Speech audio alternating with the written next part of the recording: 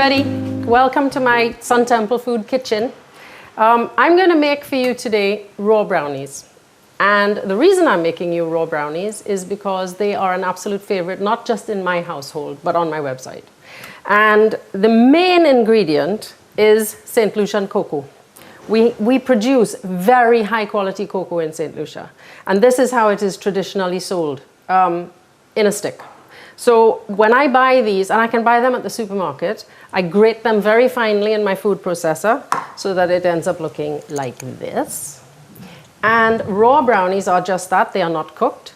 And essentially all they are is 3 different nuts, 4 different nuts actually if you include coconut, and sweetened with dates. So I'm going to start, and you literally just blend it. It's a 10-minute job, 5-minute job actually. So I start with the dates and add the nuts. Dates are a godsend because they're natural, unprocessed, and super sweet.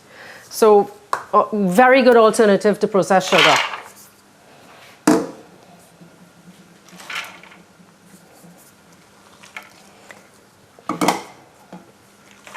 I feel the need to show you these beautiful bowls, coconut. And then you blend until it's like a fine breadcrumb almost. I'll just have a little check. It's actually worth spending the time really blending it properly because the end result needs to stick together. I must tell you though, there's a fine line between overblending and getting nut butter.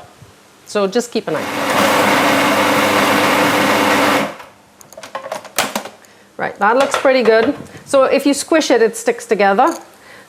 That's a good point to add, that's the right time to add the cocoa. And there's roughly 2 cups of cocoa in here, which is 180 grams of the finely grated cocoa.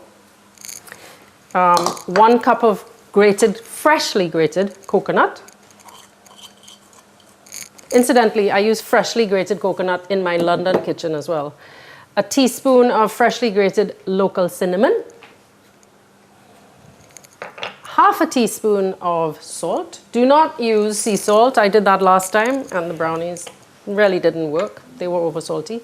2 tablespoons of freshly ground coffee.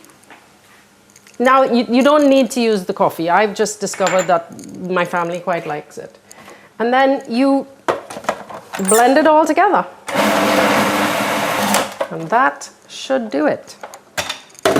Right, all we need to do now is press this, all of it, into a waiting casserole dish.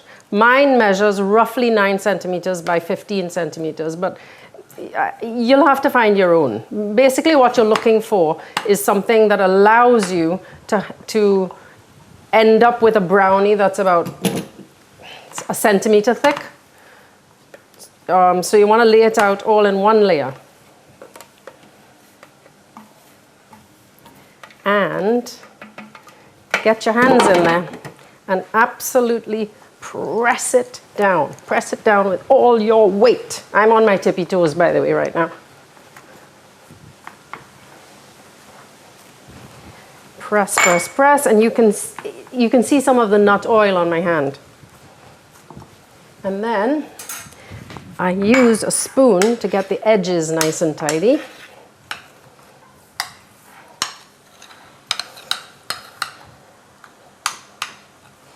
Again, it's worth taking your time at this section because you do want to end up with something not just wholesome and lovely, but also a bit pretty. So spend some time in getting it a bit even. Right, and then cut it into the squares. I cut mine quite small because Mark eats 4 or 5 of these a day. And frankly, all I'd be doing is making brownies if I made them big.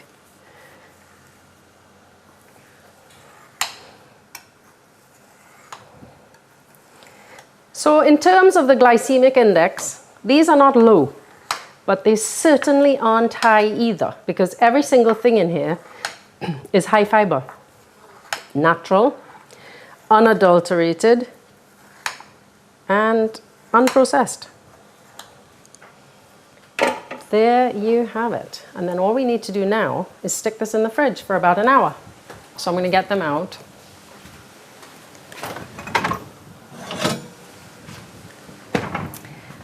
And remember we cut them earlier, so all I need to do now is loosen them. And then what I traditionally do is store them in a box in the fridge, and they could last a good week. They never last a good week. There we are. Oh, here comes the brownie monster. My timing good? Your timing, as ever, is good. How are they? Good batch. Better? Uh-huh. Yeah. Okay, give me a kiss then. That sea salt was bad last time. I know. No, this is good. Good. I'll be back. Okay. And there you have it. Look at them. They're perfect. Perfect little squares. And they are delicious.